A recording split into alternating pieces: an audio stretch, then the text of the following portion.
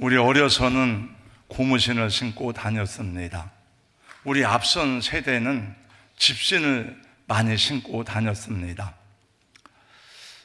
아마 이 얘기는 우리 어른들은 한두 번쯤 들었을 만한 이야기겠습니다만은 집신장수를 하는 아버지와 아들이 있었습니다. 아들도 아버지를 따라서 열심히 집신 만드는 것을 배워서 아버지와 똑같은 기술로 집신을 만들었습니다. 장날이 되면 만드는 집신을 가지고 나가서 파는데 아버지 것은 잘 팔리는데 아들이 만든 집신은 잘 안 팔리는 것입니다. 아들이 아무리 생각해도 이상했습니다. 아버지가 만든 집신과 내가 만든 집신이 똑같은데 왜 아버지가 만든 집신은 잘 팔리는데 내가 만든 집신은 안 팔리지? 아버지, 왜 그렇지요? 그 이유가 무엇인가요? 아버지는 대답을 하는 대신에 웃기만 하셨습니다. 세월이 흘러서 아버지가 나이가 많아 돌아가시게 되었습니다. 아들은 마음이 다급해졌습니다. 아버지가 이대로 돌아가시면 아버지 집신이 잘 팔리는 이유를 알 수가 없으니 그 기술을 전수받지 못하면 큰일이 난 것입니다. 아버지, 그걸 알려주고 가셔야죠. 아버지가 끝까지 안 알려주다가 돌아가시기 직전에 뭐라고 했죠? 그게 아시네요. 털 하고 돌아가셨답니다. 아버지와 아들의 집신은 똑같은 기술로 만든 똑같은 집신이었지만은 아들의 집신은 마무리가 잘 안 됐던 거예요. 여러분, 마무리를 잘 하시기 바랍니다. 내가 하나님께 하기로 한 약속, 사람들에게 한 약속들을 다 해결하고 정리하시고 새로운 해를 맞이하시기를 예수님의 이름으로 축복합니다. 2024년도 한 해를 다 보내고 오늘 365일 가운데 363일째입니다. 이틀 남았어요. 금년 한 해도 수고하신 교사들, 집사님들, 권사님들, 장로님들 수고 많이 하셨습니다. 우리 모두에게 감사와 격려의 박수를 드리겠습니다. 할렐루야, 수고하셨습니다. 감사합니다. 오늘 봉독한 본문의 말씀은 선지자 예레미야가 살던 시대의 상황 속에서 주신 하나님의 말씀입니다. 그 당시 유다나라의 지도자는 시드기야 왕이었습니다. 국제정세는 급변하고 나라는 여러 가지로 위태한데 시드기야는 자기 백성들에게 위로와 희망과 용기를 전혀 주지 못하였습니다. 하나님을 신뢰하지도 않았습니다. 정치적인 능력이나 수완이 있는 것도 아니었습니다. 여러분, 실력이 없고 무능하면 믿음이라도 있어야 되죠. 능력이 없으면 착하기라도 해야 되죠.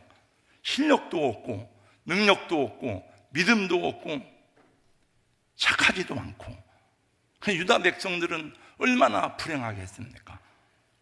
이스라엘은 하나님을 경외하는 신령국가입니다.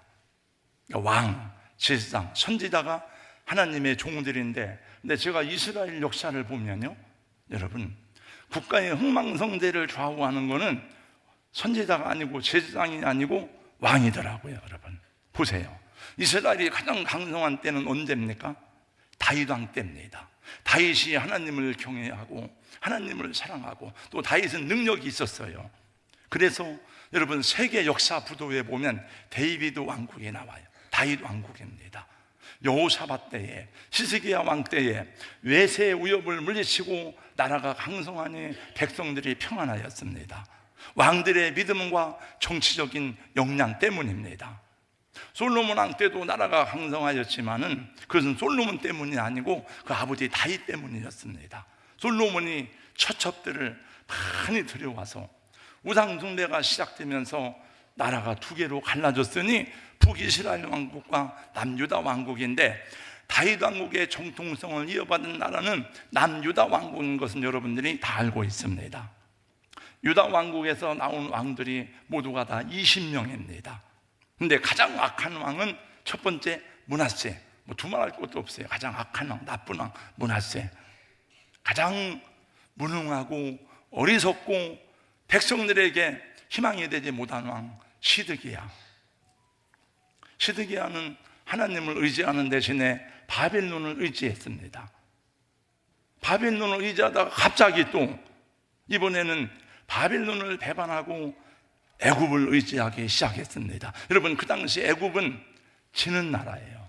애굽은 떨어지는 나라고 바벨론이 강한 나라예요. 그럼 강한 사람에게 붙어야 되죠. 강대국들의 눈치를 살피면서 분명한 결정을 하지 못하고 우왕좌왕하였습니다. 나라와 사회가 혼란하니까 거짓 예언자들이 득세하기 시작했습니다. 그들은 모두가 다 하나님의 축복을 선언하고 하나님의 입으로 예언했지만은 하나님이 오늘 말씀하기를 에레미야서에 수없이 보세요. 나는 그들에게 말하지 아니했다. 그들이 내 말을 도둑질하였다. 그들이 거짓말로 예언하고 있다. 다 거짓말쟁이들이에요.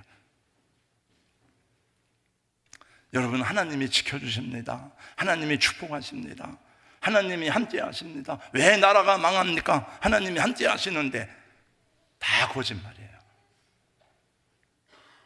그러나 여러분, 듣기에 좋은 말이잖아요. 각하, 걱정하지 마세요. 아무 걱정 없습니다. 전부 다 여러분 다 잘합니다. 잘 됩니다. 축복을 구하는 말에 누가 싫어하겠습니까? 여러분, 누가 책망을 좋아하고 누가 자기 죄를 지적하고 회개하라고 촉구하는 말을 좋아하겠습니까? 그런 사람은 별로 없어요. 그러나 하나님을 배반하고 하나님의 말씀을 어기고 거짓말로 가져간 그 나라에 축복을 선포하는 것이 진짜 하나님의 축복입니까? 그건 아니잖아요. 가늠하고 죄짓고 온 사람에게 여러분 축복을 선포하는 게 그게 축복입니까? 그게 아니에요. 그래서 하나님이 말씀하신다. 14절, 내가 예루살렘 선지자들 가운데 가증한 일을 보았다. 그들은 간음을 행하며, 하나님의 종들이 간음을 하는 거예요. 거짓을 말하며 악을 행하는 자의 손을 강하게 하여 사람으로 하여금 그 악에서 돌이킴이 없게 하였은즉 그들은 다 내 앞에서 소돔과 다름이 없고 그 백성들은 고모라와 같다. 15절 말씀 보세요.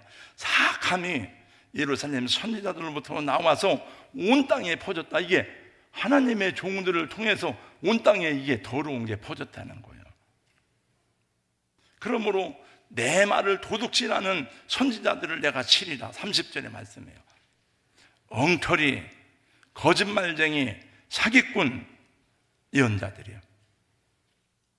여러분 속지 마세요. 여러분 다 하나님의 이름으로 말한다고 다 그게 하나님의 말씀이 아니에요.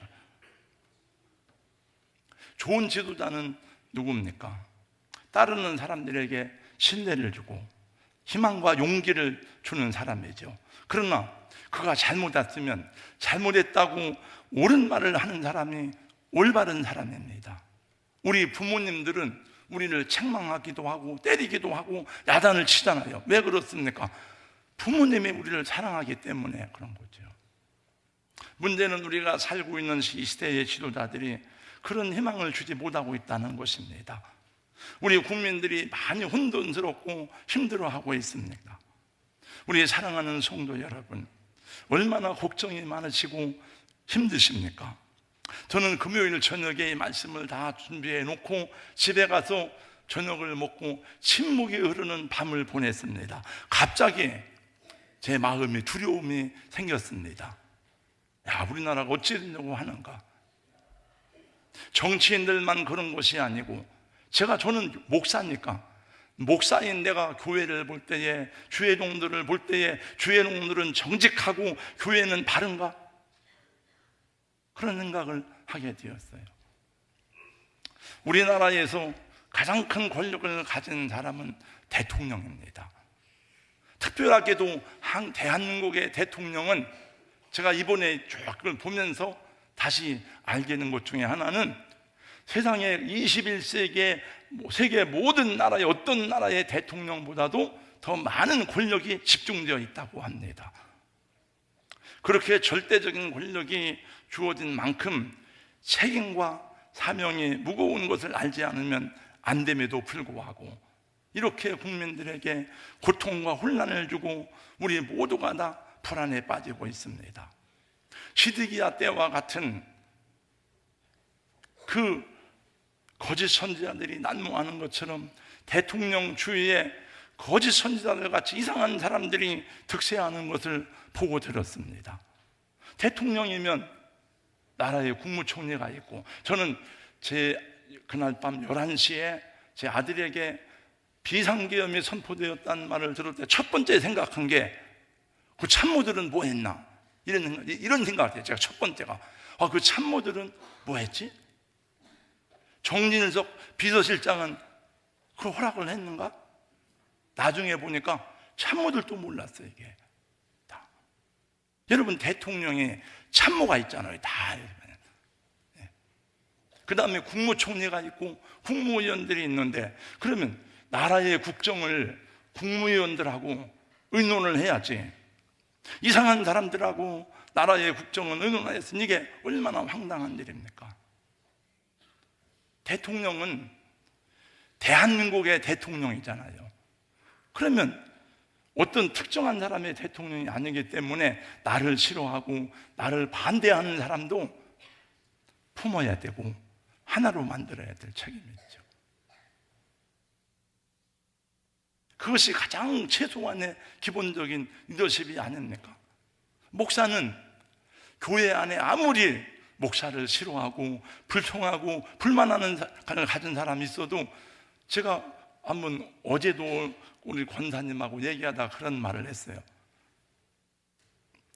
한만 말 안 듣고 불순종하고 불평하고 나를 욕하고 다녀도 교회 안에 있는 사람은 우리 교인이다, 내 교인이다. 떠난 사람은 우리 교인이 아니에요.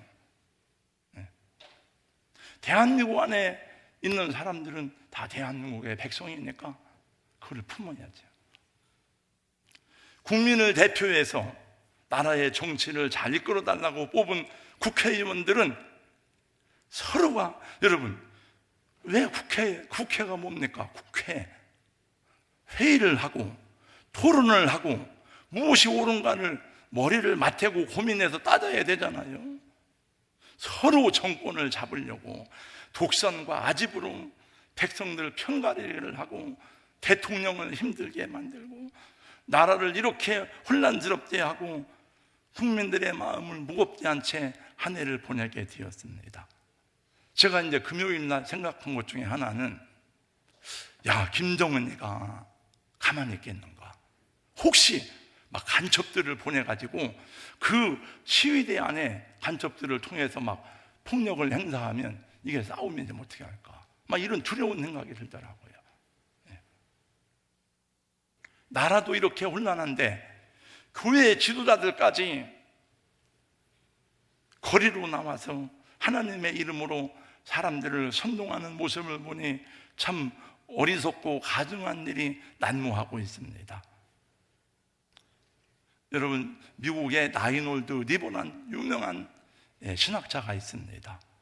도덕적 인간과 비도덕적 사회라는 책을 썼어요. 왜 사람은 개인적으로 볼 때는 저 목사님을 볼 때 존경스럽고 좋은 분인데, 저 집사님을 볼 때 좋은 분인데, 저 선생님을 볼 때 훌륭한 사람인데, 근데 왜 사회는 비도덕적이지?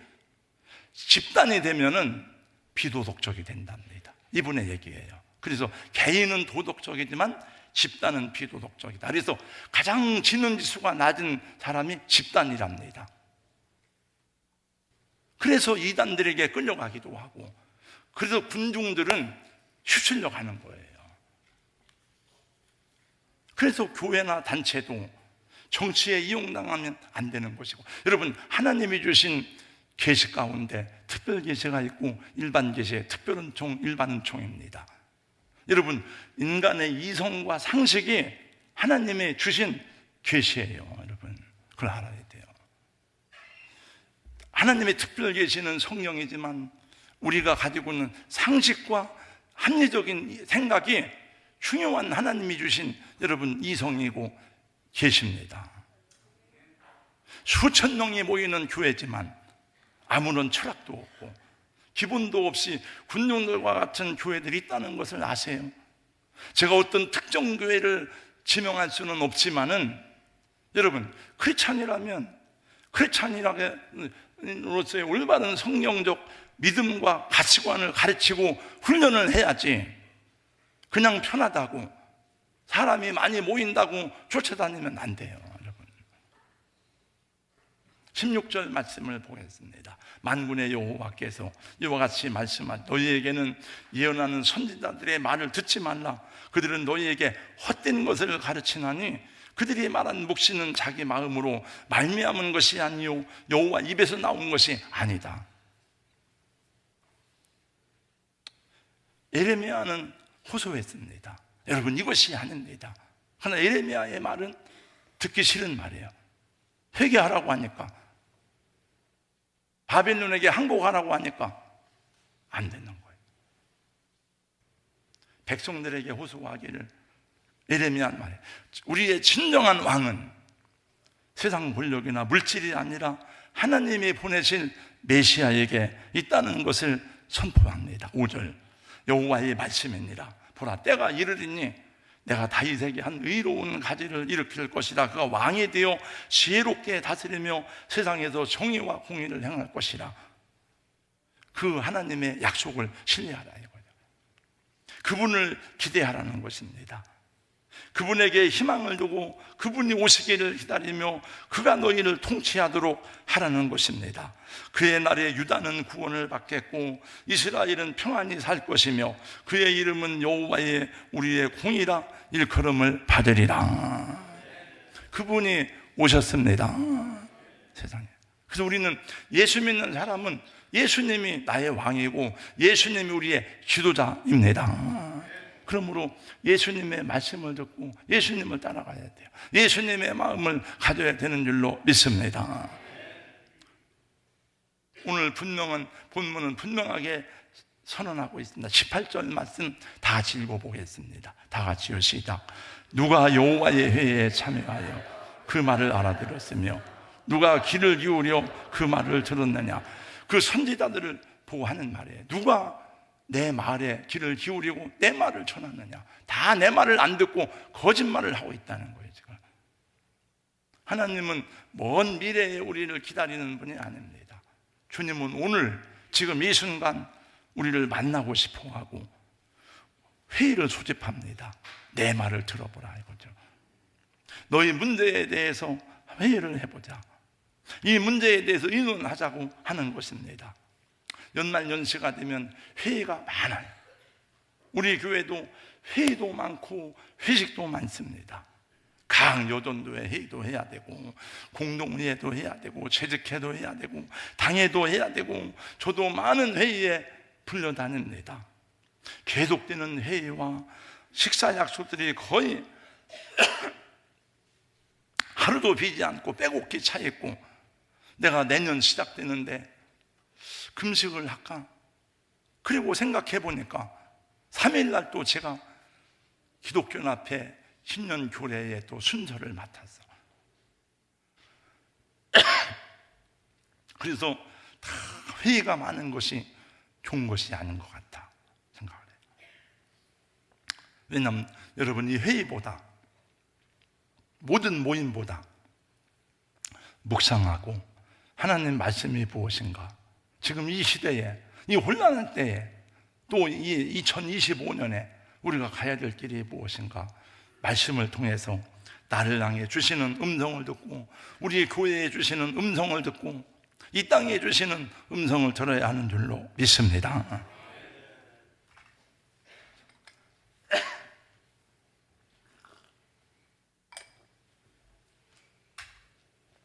시드기야의 실패는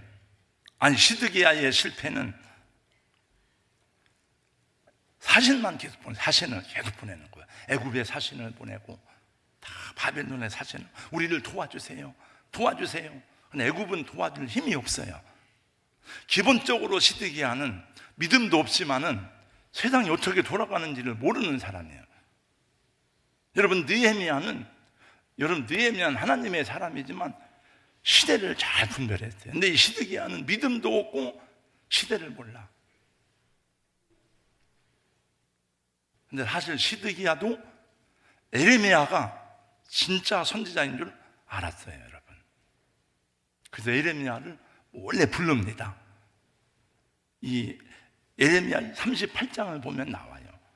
원래 불러와서 물어봅니다. 하나님이 말씀하신 게 없느냐?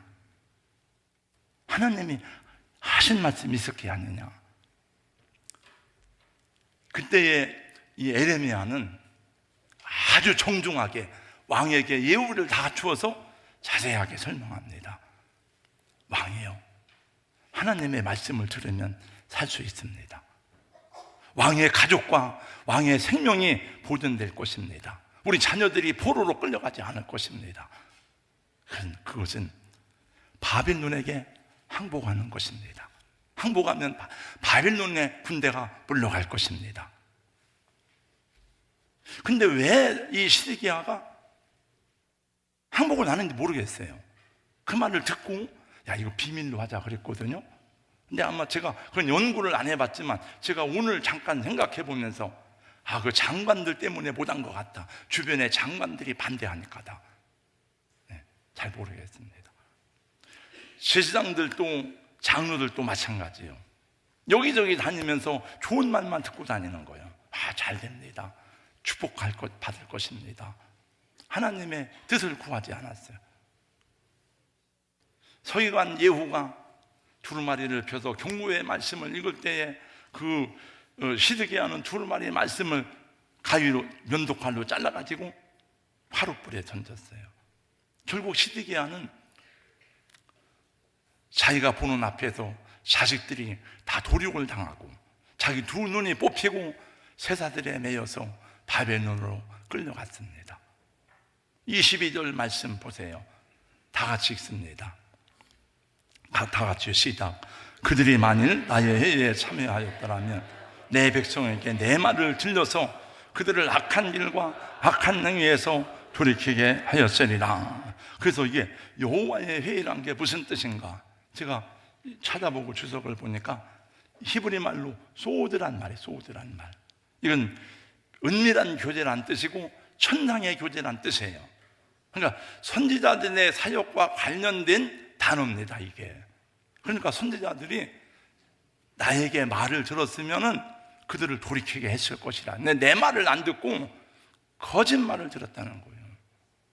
쥐들 다 먹고 살라고, 배불리 살라고, 자기 배만 채우려고, 다 자기 욕심만 채우는 거예요, 이게. 왕들도, 선지자들도, 이게. 그러니까 이것은 무슨 뜻입니까? 하나님의 말씀을 묵상하고 잘 들으라 얘기해요.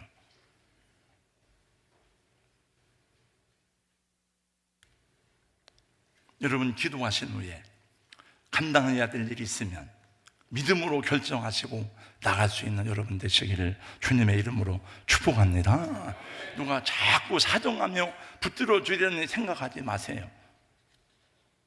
제가 교육자들에게도 그런 얘기를 한 적이 있습니다. 여러분, 성도님들에게 이거 해주세요, 저것 좀 해주세요 사정하지 말아라. 우리가 부탁하고 명령하고 권면할 수는 있지만은 왜 구걸하듯이 하느냐? 하나님의 일을 구걸하듯이 하지 말아라. 안 하면 혼자 하면 되죠. 저는 주일학교 학생회 청년회 다 혼자 했습니다. 그 전에 혼자 차량 운행하고 혼자 찬송 인도하고 혼자 설교했어요. 제가 다 혼자 막 차량 운행할 때, 그러니까 그때 차량 운행할 때는 차가 막 꽉 찼어요. 마지막 여기에 한신 아파트에서 박순신 권사님 탈 때는 탈 데가 없어가지고 옆에 막 껴서 타고 그래요. 그런 생각이 납니다. 혼자 하면 되죠. 할 사람 있으면. 구걸하지 마세요, 여러분. 안 한다 그러면 하지 마세요. 시키지 마세요. 우리 교회는 왜 이게 부족하지? 왜 이게 안 되지? 그런 것이 보이면 하나님이 그분에게 그 소명을 준 거예요. 니고렌 목사의 말이에요. 목사님, 왜 이게 안 됩니까? 아, 집사님, 그 말이 맞습니다. 집사님이 그 일을 하세요. 그게 주님의 소명이에요. 여러분, 눈에 보이는 부족한 부분은 하나님이 여러분들에게 그것을 감당하라고 보여주신 것이기 때문입니다. 2025년에 무언가 다 사역할 수 있기를 주님의 이름으로 권면하고 축복합니다. 여러분, 믿음이 무엇입니까? 참된 믿음은 어려울 때 더 빛을 발하는 것이 아닙니까? 믿음의 사람이 왜 믿음의 사람이에요? 고난과 시련 중에 있을 때에 낙심치 아니하고 하나님의 능력에 의지해서 엎드리기 때문에 그것이 믿음이고, 하나님은 그 믿음을 통해서 일하시는 줄로 믿습니다. 여러분, 유튜브 많이 보지 마세요. 유튜브는 본질적으로 최대한의 사람들의 주목을 끌어내는데 목적이 있습니다. 다른 데 목적이 없어요. 같은 시각, 같이 분노하고 같이 막 함정을 지르고 같이 외칠 사람을 모으는 겁니다. 충격적일수록, 명쾌할수록 사람들은 더 열광하고 주목하게 됩니다. 거기에 모인 사람들은 이것이 옳은 것인가 바른 것인가 생각하지 않습니다. 이게 사실인지, 충분한 근거를 갖추고 있는지, 검증이 되었는지 중요하지 않습니다. 거기에 모이는 사람들은 부당하다고 느껴지고 부당하다고 생각되면서도 분노하는 사람들은 음모론의 속 시원한 설명을 제공해 주기 때문에 이게 정치역학적으로도 세상을 어지럽게 만드는 요소가 된다는 거예요. 헛된 묵시를 구하지 마시고 여호와의 회의에 참여하시기를 바랍니다. 연말 새해를 보내시면서 주님의 뜻을 묻고 주님의 음성을 구하는 성도님들 되시기를 예수님 이름으로 축복합니다. 다 일어나서 한번 찬양하겠습니다. 두 손 들고 찬양합니다. 이 찬양한 다음에 기도하겠습니다. 하나님, 세상에 듣기 좋은 말이 아니라, 세상의 조류를 따라서 흔드는 것이 아니라 하나님의 말씀, 하나님의 뜻을 찾는 우리 교회가 되고 내가 되도록 도와주세요. 내 생각, 내 말, 내 고집이 아니라 하나님의 뜻이면 아멘 할 수 있도록 도와주세요. 이렇게 기도하겠습니다. 2분 동안.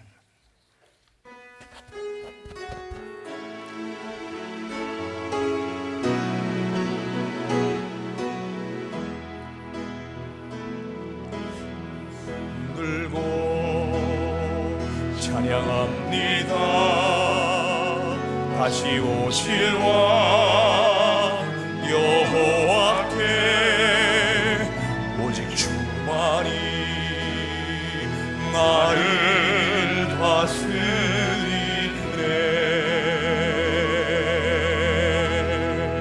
나 주님 말을 섬기니 헛된 마음 버리고 성령이여 내 영혼 충만하게 하소서. 주님 앞에 내 나 주님만을 섬기리 우리만 드리리라. 나 주님 말을 섬기니 헛된 마음 버리고 성령이여 내 영혼 충만하게 하소서. 주님 앞에 내 생명.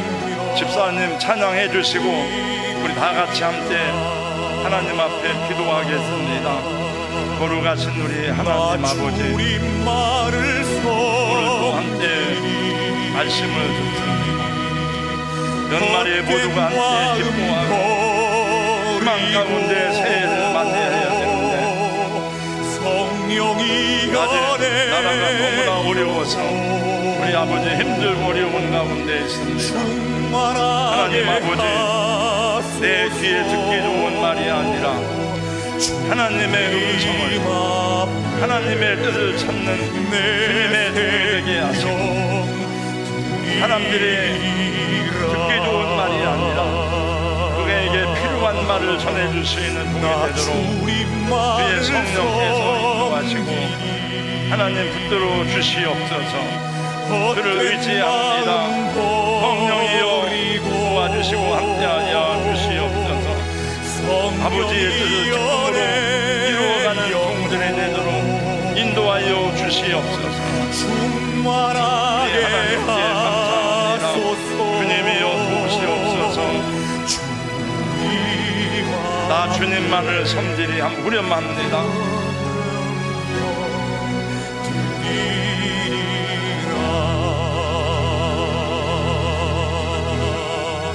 나 주님만을 섬기리 헛된 마음 버리고